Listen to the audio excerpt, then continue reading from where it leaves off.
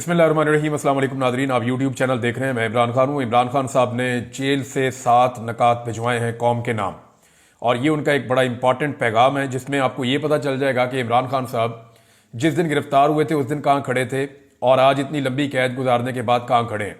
मैंने आपको पिछले वीलॉग में भी बताया था कि जितने भी लीडर गिरफ्तार होते हैं, गिरफ्तार होने के बाद उनके मौक़िफ़ में लचक आती है। उनकी जो पार्टी है वो भी अपनी मौक़िफ़ के अंदर लचक लेकर आती है और वो कोशिश करते हैं पहले हमारा लीडर बाहर आ जाए, उसके बाद फिर बाकी चीज़ें हम देख लेंगे।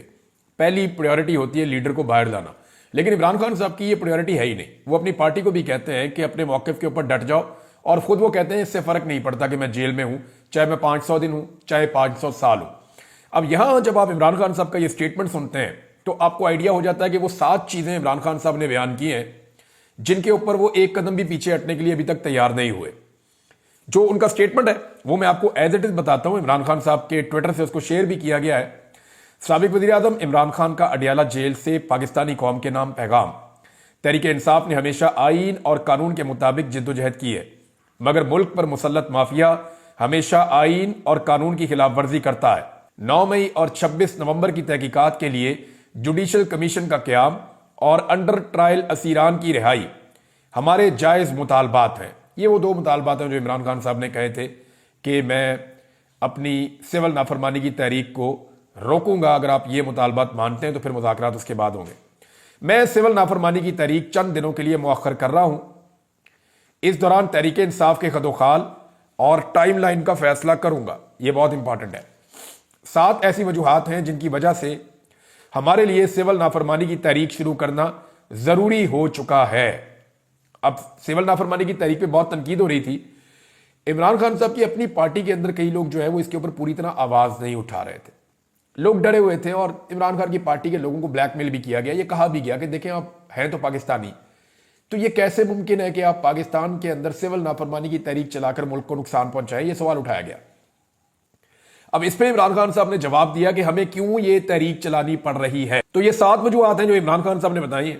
नंबर 1, 2023 में लंदन प्लान के तहत पंजाब और खैबर पख्तूनख्वा असम्बलियों के इलेक्शन आईन के बरखिलाफ 90 दिन के अंदर नहीं कराए गए, क्योंकि इलेक्शन से पहले तहरीक इंसाफ को खत्म करना मकसद था। पहली वजह उन्होंने बताई कि हमारे साथ पहली ज्यादती जो बड़ी हुई, अभी उन्होंने ये नहीं कहा कि मेरी हुकूमत कैसे गिराई गई, वो उसके बाद 2023 में आए। उन्होंने कहा जी हमारे इलेक्शन ही नहीं करवा रहे थे, ये 90 दिन आईन और कानून कहता है, इन्होंने आईन और कानून तोड़ दिया, इलेक्शन नहीं करवा रहे थे कि पीटीआई का पहले सफाया करो। नंबर 2, वो ये कह रहे हैं कि 9 मई से पहले ही मुझ पर 140 से जायद मुकदमात बना दिए गए। रेंजर्स ने मुझे इस्लामाबाद से अगवा किया, जिसको सुप्रीम कोर्ट ने गैर कानूनी करार दिया। 9 मई एक फॉल्स फ्लैग ऑपरेशन था जिसके तहत हमारे लोगों को गिरफ्तार करना मकसद था। 10,000 अफराद को गिरफ्तार करके झूठे मुकदमात में जेलों में डाल दिया गया। हमारे कारकुनान और पार्टी रहनुमाओं पर तशद्दुद किया गया, उनके घरों को तोड़ा गया, उनके खानदानों को हिरासा किया गया, उनको अदालतों से जमानत मिलते ही किसी नए झूठे पर्चे में गिरफ्तार कर लिया जाता। मेरे अगवा से लेकर कारकुनों पर तशद्दुद, गिरफ्तारियां, सब कुछ गैर कानूनी और गैर आईनी था। इस जुल्म के खिलाफ सुप्रीम कोर्ट में पटिशन दायर की, लेकिन सुप्रीम कोर्ट ने इंसानी हुकूक की इन बदतरीन खिलाफ वर्जियों का नोटिस तक न लिया। कादी फायद ईसा हुकूमत के साथ मिला हुआ था। 1971 के बाद कभी किसी पार्टी पर इस तरह का रियासती जबर नहीं किया गया। नंबर 3 पे इमरान खान साहब ने बताया कि तमाम गैर कानूनी और गैर जमहूरी हरबों के बाद उनको गलतफहमी थी कि 8 फरवरी को तहरीक इंसाफ इलेक्शन नहीं जीत सकती। सिकंदर सुल्तान राजा और कादी फायद ईसा ने मिलकर पार्टी निशान छीना, जो पार्टी को बैन करने के मुतरादिफ था। हमारे उम्मीदवारों को निशाना बनाया गया। 3 उम्मीदवारों को जबरदस्ती इलेक्शन से दस्तबरदार करवाया गया। चौथी ऑप्शन का बंदा खड़ा हुआ, आप अंदाजा कर लें। फिर चौथी चीज इमरान खान साहब बता रहे हैं कि उनको इंजीनियरिंग के जरिए इलेक्शन जीतने का इस कदर यकीन था कि नवाज शरीफ अपनी विक्ट्री स्पीच भी तैयार कर चुका था, लेकिन तकरीर से पहले उनको पता चल गया कि पाकिस्तान तहरीक इंसाफ इलेक्शन जीत गई है। फिर उन्होंने फॉर्म 47 के जरिए इलेक्शन फ्रॉड किया। कमिश्नर रावलपिंडी ने इस फ्रॉड को कंफर्म किया और गवाही दी, लेकिन उस पर भी निजाम इंसाफ खामोश रहा और कोई नोटिस ना लिया। नंबर 5, इस रजीम चेंज के बाद के 2.5 सालों में यूं तो इंसाफ के निजाम पर कब्जे के लिए हर जाबराना और गैर इखलाकी हरबा इस्तेमाल किया गया, लेकिन 26वीं आईनी तरमीम के जरिए अदालतों की आजादी के ताबूत में आखिरी कील ठोंक दिया गया। अपनी मर्जी के जज लगाने के लिए आइन के साथ खिलवाड़ किया गया। इस तरमीम की मंजूरी के लिए जो हरबे इस्तेमाल किए गए वो भी एक मजायका खेज दास्तान है। लेकिन इस सारे मामले पर भी ना अदलिया ने कोई नोटिस लिया, ना रियासत का चौथा सतून समझे जाने वाला मीडिया इसके खिलाफ आवाज बुलंद करने की इखलाकी जुर्रत कर सका। नंबर 6, सुप्रीम कोर्ट के फुल कोर्ट के फैसले के बावजूद तहरीक इंसाफ को आज तक मखसूस नशिस्तें नहीं दी गई। यह ना सिर्फ तौहीन अदालत है बल्कि अवामी फैसले की तौहीन और जमहूरियत पर शब खून भी है। नंबर 7, 26 नवंबर को हमारे पुरअमन और निहत्ते सियासी कारकुनों पर गोलियां बरसाई गईं। हमारे कारकुनान मुकम्मल तौर पर पुरअमन थे, उन्होंने किसी को नुकसान नहीं पहुंचाया था। उनका मुतालबा आइन और कानून और जमहूरियत की बहाली था, ना तो लॉ एंड ऑर्डर की सूरत हाल थी, ना ही कोई और पुरतशद्दुद कार्रवाई हुई। लेकिन इसके बावजूद हमारे लोग शहीद किए गए। 12 लोग मगरिब से पहले शहीद किए गए और बाकियों को रात बिजली बंद करके गोलियां मारी गई।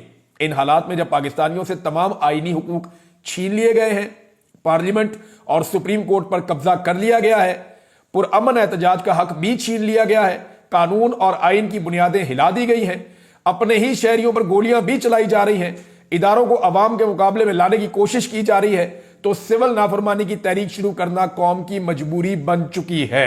इसके अलावा अपोजिशन लीडरान को जेल में मुलाकात के लिए मैं वेलकम करता हूं।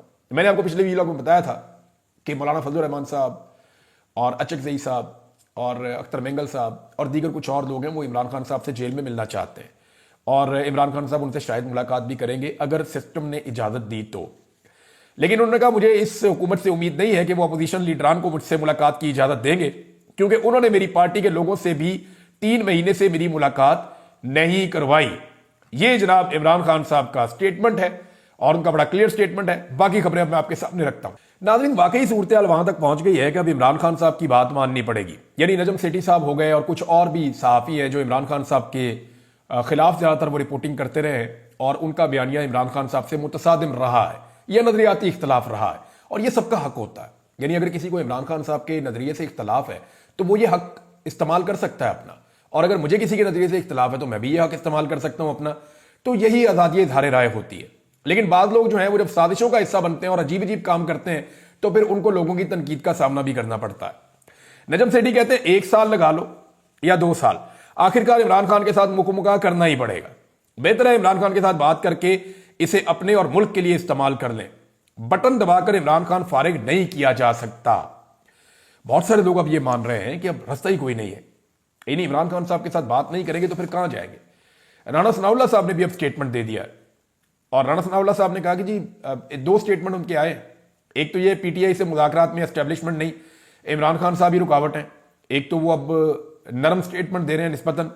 दूसरा राणा सनाउल्लाह साहब का एक और स्टेटमेंट भी है जिसमें उन्होंने ये कहा कि देखें चाहे यूनिफॉर्म के अंदर जो लोग हैं 24 तारीख से लेकर 26 तारीख तक लोग यूनिफॉर्म में हों या बगैर यूनिफॉर्म में हों, दोनों तरफ इन्ना लिल्लाहि व इन्ना इलैहि राजिऊन होना चाहिए और दोनों तरफ से ये बात होनी चाहिए। तो मैं एक चीज़ में क्लियर कर दूं कि पाकिस्तान तहरीक इंसाफ ने और सब ने जो बावर्दी रेंजर्स एहलकार जिनकी शहादतें हुई, जो एफसी एहलकार की शहादत हुई, इस मामले के ऊपर सब ने इजहार हमदर्दी किया और ये शहादतें एक हादसे के नतीजे में हुई थी, लेकिन इसके बावजूद सब ने इजहार हमदर्दी किया और क्योंकि वो अपनी ड्यूटी के ऊपर थे और दौरान ड्यूटी, अब ड्यूटी आप उनसे क्या ले रहे थे ये एक अलग बहस है, लेकिन दौरान ड्यूटी वो शहीद हो गए।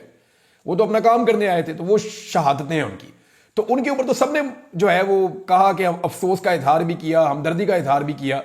लेकिन दूसरी तरफ जो पाकिस्तान तहरीक इंसाफ के लोग शहीद हुए उनके ऊपर तो किसी ने बात ही नहीं की।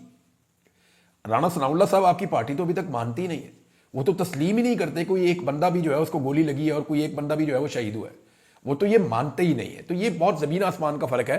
पाकिस्तान तहरीक इंसाफ ने इस मामले में काफी रिस्पॉन्सिबिलिटी का मुजाहरा किया था। अब इस वक्त जो अमेरिका का मूड है ना पाकिस्तान को लेकर, यानी जो आने वाली ट्रंप की एडमिनिस्ट्रेशन है, 1 महीना बाकी रह गया है, 20 जनवरी को उन्होंने हल्फ ले लेना है। उसके बाद जो अमेरिका का स्याह और सफेद है वो तो डोनाल्ड ट्रंप के पास हो गई, लेकिन दुनिया में एक बहुत बड़ी इंफ्लुएंशियल ताकत है अमेरिका, और पाकिस्तान जैसे मुल्क जो हैं वो अमेरिका की तरफ देखते हैं अपनी इकोनॉमी के लिए, अपने मामलात के लिए। तो फिर डोनाल्ड ट्रंप के हाथ में चीजें आ जाएंगी। अब डोनाल्ड ट्रंप की जो एडमिनिस्ट्रेशन है, जो उन्होंने अपनी टीम बनाई है, उसके मूड को देखते हुए मौजूदा हुकूमत ने सर जोड़ लिए कि बचना कैसे। यानी इन्होंने पूरी कोशिश की थी, इन्होंने अपने सफीर की ड्यूटी लगाई, वहां पे और बहुत सारे लोगों को कहा, बहुत सारे ओवरसीज पाकिस्तानियों से रब्ता किया, बहुत सारे लोगों को बहुत सारा पैसा ऑफर किया, लॉबिंग के लिए पैसा खर्च किया, लेकिन इसके बावजूद कामयाबी हुई नहीं। बजाय इसके कि कामयाबी होती, जो कुछ इन्होंने किया वो उल्टा गले पड़ गया। और जिस तरह वो जियो ने एक खबर लगाई, और जियो को वहां देखा जाता है कि प्रो एस्टेब्लिशमेंट एक चैनल है या प्रो पीडीएम एक चैनल है जिसकी इस वक्त हुकूमत है, तो वो जब ट्रोलिंग कर रहा था ट्रंप की टीम की या ट्रंप की, तो उसको लेकर काफी वहां पे जो है वो गड़बड़ हो गई, और वो मामला जो बाद में खुलना था वो अभी खुल गया। अब 1 महीना बाकी है, सारे सर जोड़कर बैठे हैं कि इसमें अब करें क्या। इसमें से हुकूमत को सिर्फ एक चीज मिल सकती है, सिर्फ एक बयानिया मिल सकता है, और वो भी लंगड़ा बयानिया है, यानी वो भी इतना काम नहीं आएगा। एक कमजोर बयानिया ये मिल सकता है, हो सकता है इसे 5 या 10 साल के बाद इनके काम आ जाए, लेकिन कमजोर बयानिया ये जरूर मिल सकता है कि इमरान खान को छुड़ाने के लिए अमेरिकन ने राब्ता किया था। हालांकि इमरान खान को पकड़ने के लिए भी अमेरिकन ने जो कुछ किया था, बाकायदा साइफर आ चुका है, और वो अंदर खाते हो रहा था जो भी हो रहा था। यहां अमेरिकन जो बात कर रहे हैं ओपनली कर रहे हैं, सोशल मीडिया पे कर रहे हैं, सारी दुनिया पढ़ दे, कोई फर्क नहीं पड़ता। मामला ह्यूमन राइट्स का, कोई रजीम चेंज नहीं वो पाकिस्तान में करवा रहे। वो पाकिस्तान में कह रहे हैं फ्री एंड फेयर इलेक्शन करवा दो, अगर वो कहेंगे तो मैक्सिमम ये कहेंगे। वो ये कह रहे हैं कि इमरान खान को इंसाफ दे दो, गैर कानूनी तौर पर उसको जेल में रखा हुआ। सारे ओवरसीज पाकिस्तानी ये रोजाना कहते हैं, इनका मुतालबा ही एक है कि फ्री इमरान खान, और वो टॉप ट्रेंड भी कर रहा है तब से लेकर अब तक। अब इंतजामिया को और एस्टेब्लिशमेंट को मसला यह है कि पाकिस्तानी हुकूमत के जो बड़े नाम हैं उन्हें, और एस्टेब्लिशमेंट के जो बड़े लोग हैं उन्हें ये प्रॉब्लम पेश आ सकती है डोनाल्ड ट्रंप के दौर में कि उनके ऊपर पाबंदियां लग जाएं। देखिए, पाकिस्तान के ऊपर तो पाबंदियां अमेरिका लगाए ये तो कोई भी नहीं चाहेगा, और ना पाकिस्तान के ऊपर पाबंदियों की कोई हमायत करेगा। इससे अमेरिका के खिलाफ मुखालफत में पाकिस्तान के अंदर इजाफा हो जाएगा, और पाकिस्तान तहरीक इंसाफ और पाकिस्तान के जो ओवरसीज हैं वो सारे भी अमेरिकन गवर्नमेंट को ये इन्फ्लुएंस करेंगे कि आप पाकिस्तान पर पाबंदी ना लगाएं। और उन्होंने मुतालबा भी यही किया है कि अगर आपने पाबंदी लगानी है तो जो लोग जुल्म सितम कर रहे हैं, जो लोग इंसानी हकूक की खिलाफ वर्जियां कर रहे हैं, जो लोग जमहूरियत को और आजादी इजहार राय को नुकसान पहुंचा रहे हैं, आप उन पर पाबंदियां लगा दें। और यही उनसे मुतालबात किए जाते हैं ओवरसीज की जानिब से। तो अगर ये पाबंदियां लग जाती हैं तो डोनाल्ड ट्रंप के दौर में बहुत मुमकिन है कि पाकिस्तानी हुकूमत के बहुत सारे लोग और पाकिस्तान की एस्टेब्लिशमेंट के लोग अपने वीज़ों के लिए, अपनी ट्रैवलिंग के लिए, इनके ऊपर ट्रैवलिंग के बैन लग जाएं, इनके ऊपर वीज़ाज के बैन लग जाएं, इनके ऊपर जो है इनके एसेट्स के ऊपर बैन लग जाएं, एसेट्स इनके सीज कर दिए जाएं। तो ये बहुत सारी चीज़ें हो सकती हैं, तो उन लोगों को बहुत प्रॉब्लम हो जाएगा। अब इसके ऊपर सर जोड़कर बैठे हैं कि करें क्या। पीछे रह गया 1 महीना। अब 1 महीने में इमरान खान को चाहे डरा के, चाहे धमका के, चाहे प्यार से, चाहे पांव पकड़ के, चाहे मना के, कुछ ना कुछ करके इन्होंने मैनेज करना है। और अगर ये 1 महीना भी गुजर जाता है तो फिर उसके बाद जो कॉन्सिक्वेंसेज हैं वो मेरी अंडरस्टैंडिंग के मुताबिक पाकिस्तान पे नहीं होंगे, वो शख्सियात के ऊपर होंगे। क्योंकि अमेरिका ने भी इस बात को अंडरस्टैंड किया है कि पाकिस्तान में इस वक्त जो कुछ भी हो रहा है वो शख्सियात की वजह से हो रहा है, वो ख्वाहिशात की वजह से हो रहा है। और पाकिस्तान या पाकिस्तान की रियासत इसके अंदर उस तरह इन्वॉल्व नहीं है। ये चंद लोगों की बंद कमरे में बैठ के जो ख्वाहिशात हैं उन्होंने पाकिस्तान को यहां तक पहुंचाया है, और उन्हीं ख्वाहिशात की तकमील में पूरे पाकिस्तान के वसाइल इस्तेमाल किए जा रहे हैं यरगमाल बनाते हुए। तो ये है जनाब, इसको देखते हुए इस वक्त इस हुकूमत को बहुत ज्यादा परेशानी है कि हमने इन मामलात से निपटना कैसे है। जियो न्यूज की जो रिपोर्टिंग जिसने मसला डाल दिया था उसके ऊपर एक चीज और हुई है, और ये एक नई डेवलपमेंट है और बड़ी इंटरेस्टिंग डेवलपमेंट है। इस डेवलपमेंट में हुआ यह है कि रायन ग्रिम जो लिखते हैं, राइटर हैं, थोड़े दिन पहले भी इनकी खबर का मैंने हवाला दिया था, इन्होंने ये पॉइंट आउट किया कि जनाब जियो को तो अमेरिका की एड मिलती है, जंग ग्रुप और जियो ग्रुप को तो अमेरिका पैसे देता है यूएस एड के जुमरे में या दीगर चीजों के जुमरे में, या कोई इश्तिहार कोई कंपेन मिल जाती है, तो ये तो पैसा कमाते हैं अमेरिका से। तो इस पे जो है वो रिचर्ड ग्रेनल ने ये लिखा कि नॉट फॉर लॉन्ग, अब ये नहीं होगा। यानी जंग ग्रुप जो पैसा अमेरिका से बनाता था वो पैसा बनना भी बंद हो जाएगा, या वो पैसा अब जंग ग्रुप को नहीं मिलेगा। ये पैसा कितना था इसके बारे में मुख्तलिफ लोगों के मुख्तलिफ दावे हैं, लेकिन यहां पे एक सहाफी हैं, उन्होंने इसके ऊपर ज्यादा काम किया, वकास साहब हैं, और इन्होंने इसके हवाले से कुछ डॉक्यूमेंट भी शेयर किए हैं, और मिलियंस ऑफ डॉलर्स के अंदर ये रकम बताई जाती है मुबैना तौर पर, जो पैसा जियो ने अमेरिका के साथ वो काम शाम करके तो हासिल किया है। बहरहाल अब ये पैसा उन्हें नहीं मिलेगा, तो इसका कोई ना कोई नुकसान तो होना था। लेकिन जियो अपनी क्रेडिबिलिटी अब बचाने के लिए इस किस्म की खबरें चला रहा है। बहुत मुमकिन है कि वो अमेरिका में जियो के खिलाफ कोई केस भी कर दे, लेकिन जियो के ऊपर ये पहला केस नहीं होगा, एआरवाई पे भी होते रहे हैं, बाकी टीवी चैनल पे भी होते रहे हैं। तो अमेरिका में, बरतानिया में इस किस्म के केसेस होते हैं और ये बड़े लंबे चलते हैं, बाद में देखेंगे। लेकिन फिलहाल जिस तरह की रिपोर्टिंग जियो ने की है ये बायस्ड थी।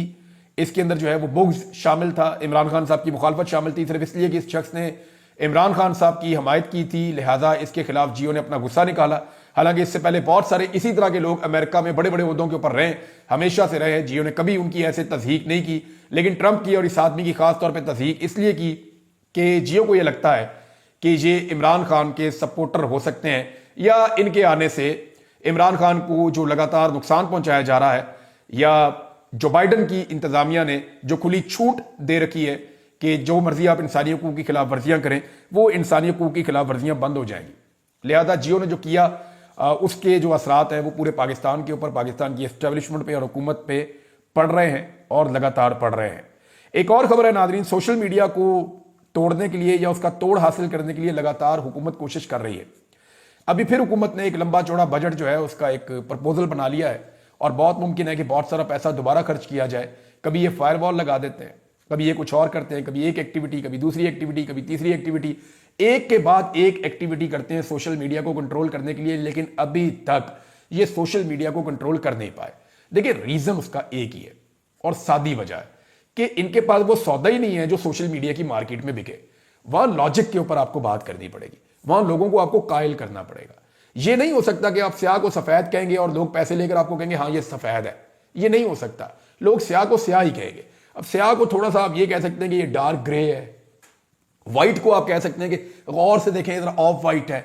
इतना मार्जिन आप क्रिएट कर देते हैं सोशल मीडिया में, लेकिन आप सफेद को काला और काले को सफेद नहीं कर सकते। दूसरी एक और चीज जो मैंने सोशल मीडिया के बारे में महसूस की है कि ये एक ऐसा फिनोमिना है कि आप इसके सामने जब रुकावट लेकर आते हैं ना, तो ये बजाय रुकावट के सामने रुकने के ये थोड़ा ऊपर होकर फिर क्रॉस कर जाता है। आप आगे फिर रुकावट लेके आते हैं, ये फिर उसके सामने रुकने के बजाय थोड़ा सा और ऊपर जाके फिर क्रॉस कर जाता है।